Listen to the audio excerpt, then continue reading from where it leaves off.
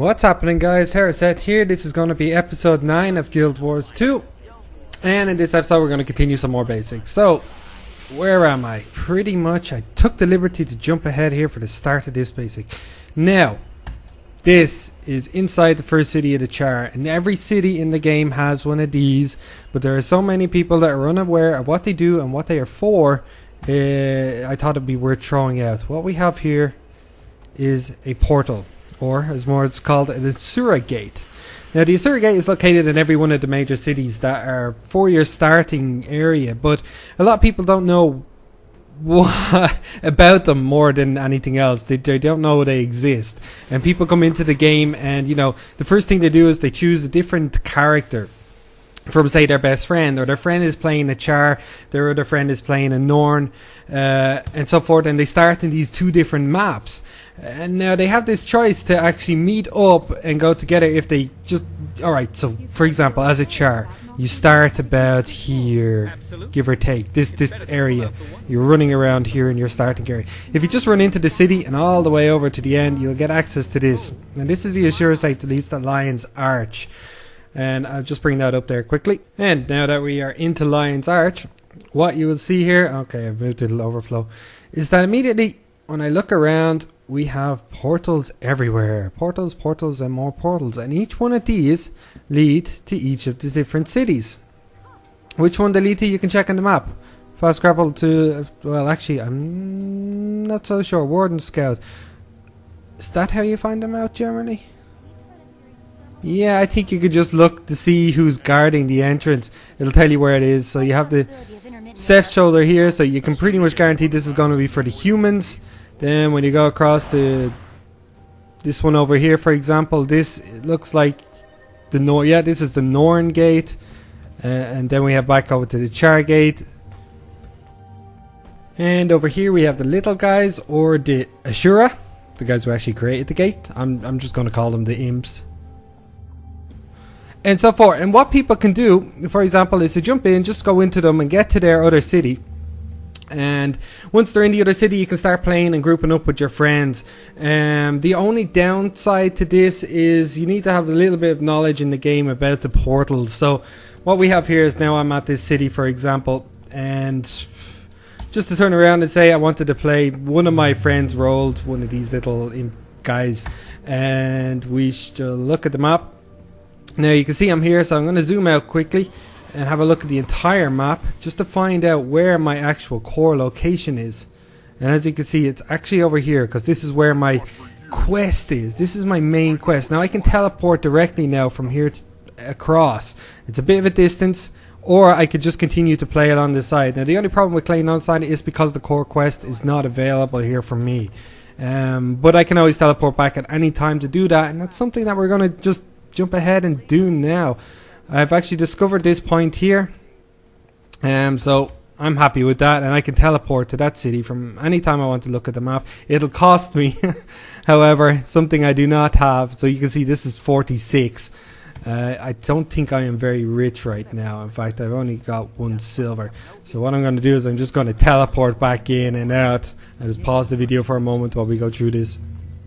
Okay, and we're back.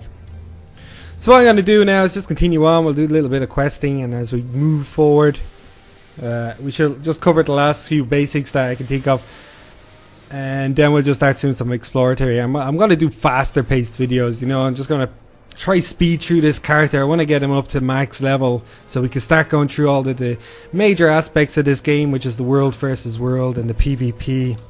So let us go there. I'm going to speed through.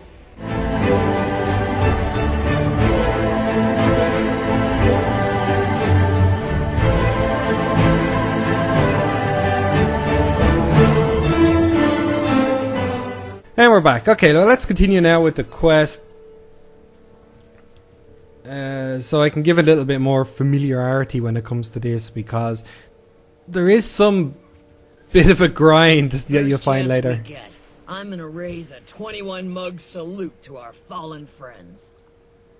Cute kitty. Talk to kitty. You're here. You're all right. I was so scared. Now that you're back, I feel like I can almost go on. Well, what do we do with the others? Or what do we do without the others? What others? I can't remember. What happened to us out there? We were too spread out and ghosts were everywhere. We couldn't handle it. The others. What's with the others? When we saw this was happening, Uradale told me to run. As the last thing I saw was ghosts cutting her down. Can I ask you another question? Go ahead, ask, I can handle it. What about Hal? How was he the warband's then? Did he die too? Oh, poor Hal. What happened to him was the worst of all. After you defeated the big ghost, the whole city collapsed. Or city crypt. The crypt collapsed. God damn it, where the hell does city come from? With the Hal inside it. I tried to dig out for him, but it was no use. He was buried by the rubble. There's no chance he got out, like I did. I wish, but no, the collapse was too bad. I kept hoping the silly good luck charm he had would save him, but in the end, I guess it was really nothing more than a shiny piece of glass. Ah, that's a poor shiny piece of glass. Now, tell me about the Iron Legion and the Tribune Goreblade. Iron Legion rules Ascalon. It is our ancient homeland and we're retaking it. Our Imperator is Smolder the Unflinching. God, where did they come up with these names? Tribunes like Goreblade serve him directly. They are generals of the Iron Legion army. So Goreblade's our commanding officer. You got it. Tribune Bauer Goreblade's also the head of Adamantium Guard. What the actual fuck? And the direct descendant of the legendary Drub Gorfag. He is also got a temper, so we better not keep him waiting. Okay, I don't have any more questions. Let's move out. We'll go and have a chat. So who's this one? This is Champion Gore. Oh, this is Goreblade that we were talking. So we got a little bit of background into who the hell Goreblade is. Iron Legion. At ease, soldier. Your warband paid a heavy toll fending off the recent ghost incursion. Their names will be remembered with honor. Thank you, Tribune. I plan to remember them by blasting apart every last ghost left out there. Imperator Smolder and I share your sentiment.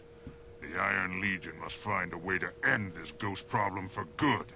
But to do that, we're going to need better weapons. I might have just the thing, sir. I've been designing a firearm specifically to eradicate ghosts. I call it my Ghostborn musket. Ah, yes. I remember reading that proposal.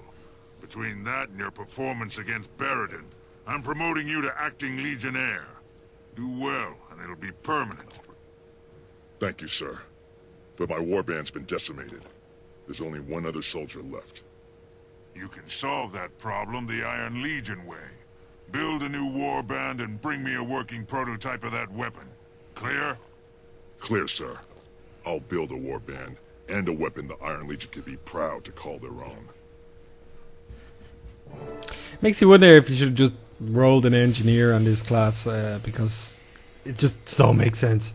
But, like I said, Char, they look awesome, they talk awesome, and let's have them breathe fire, just to make them that little bit more awesome. Did you hear something? Did you? Yeah, I think someone is coming. Tell them to hurry up and find those plans. Somebody is coming. Oh, I was going to start attacking. You there. We know about the Ghostbore musket plans. Hand them over, and I'll just leave a scar. Come and get them, Zealot. I'll pull off your horns and nail your tail to the floor with them.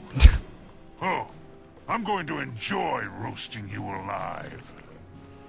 Excellent. Bring the pain.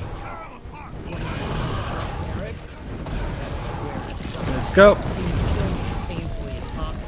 Alright, so we have this escape. Ah, did he attack during it actually? Let's do some AoE.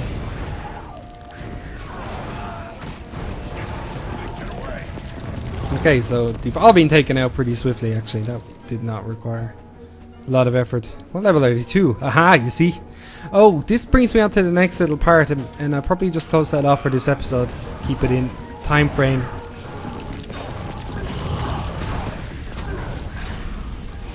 Okay, I actually did jump back there, but that did not work whatsoever.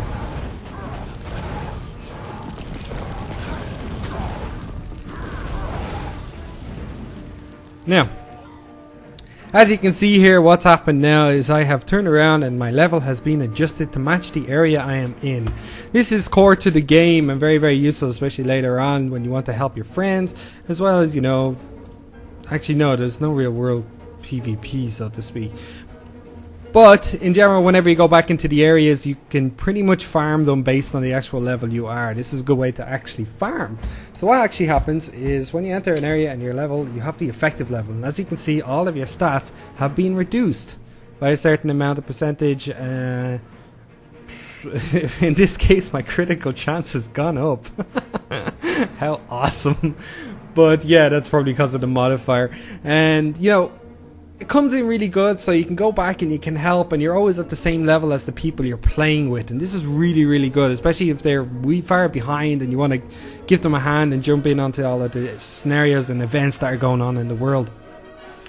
And with that, I'm going to close off this episode, and I'll be back and we'll continue this fight through here in the next episode, guys. Thank you for watching. I'll see you next time.